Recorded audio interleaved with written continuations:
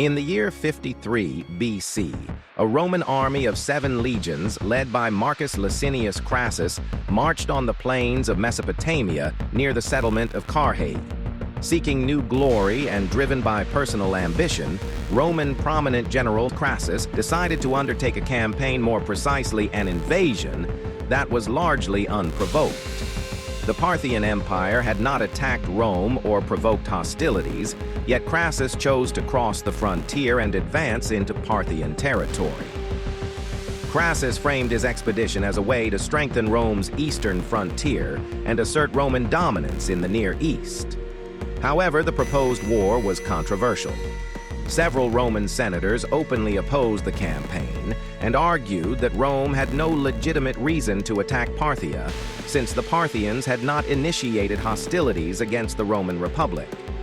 Most ancient accounts inform that Crassus assembled a large Roman expeditionary force. According to Plutarch, Crassus marched east with 7 Roman legions, approximately 4,000 cavalry, and about 4,000 light infantry, giving an estimated total of roughly 35,000 to 40,000 soldiers.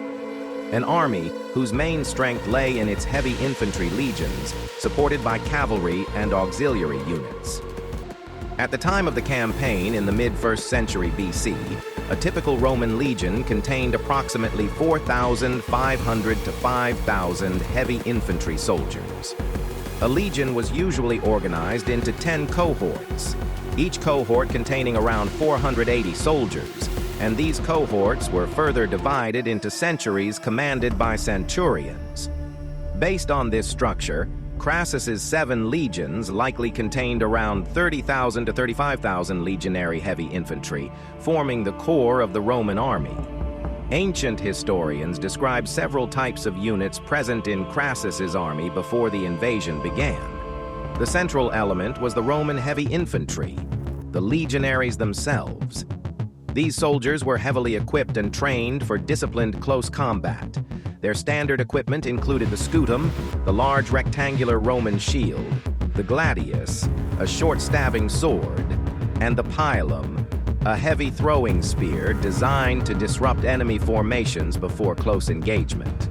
They also wore helmets and body armor and fought in tight, disciplined formations that were highly effective against infantry opponents. In addition to the legionaries, the army included around 4,000 cavalry, as reported by Plutarch. These cavalry forces were composed of both Roman cavalry and allied cavalry contingents from eastern client states. The Roman expeditionary force also included approximately 4,000 light infantry and auxiliary troops.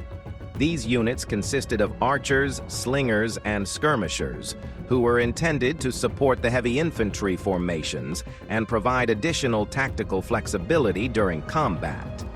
Their role was to harass enemy forces, provide missile support, and protect the flanks of the main Roman formations.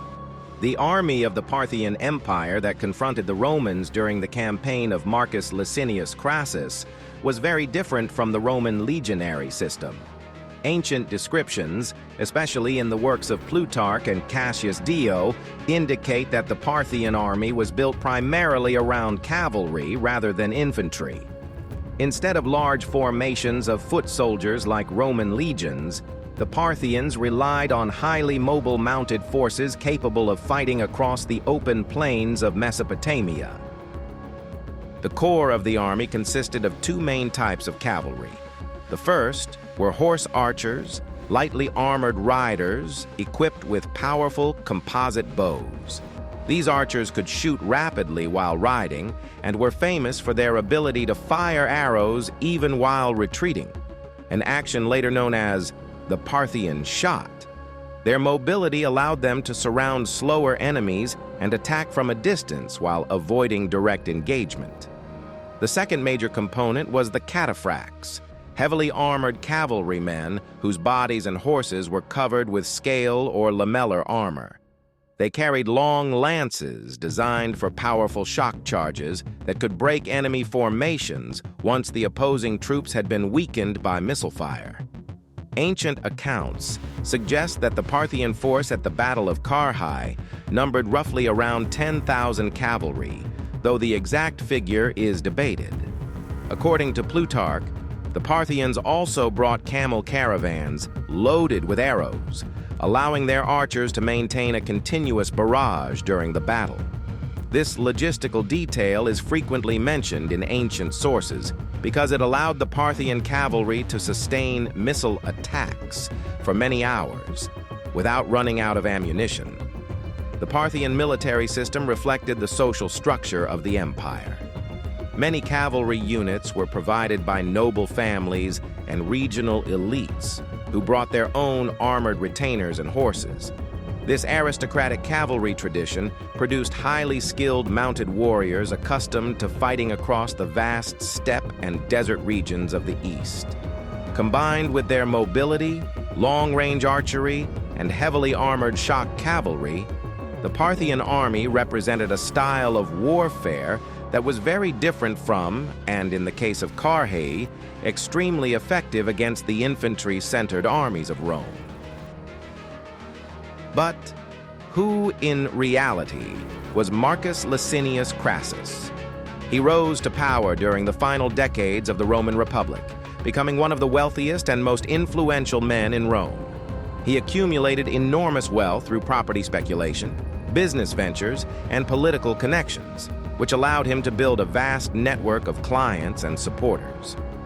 Although he achieved military fame earlier by helping suppress the slave revolt of Spartacus, his reputation was overshadowed by the spectacular successes of his political partners Julius Caesar and Pompey. Ambitious, intensely competitive, and eager for recognition, Crassus sought to transform his wealth into lasting glory and political dominance.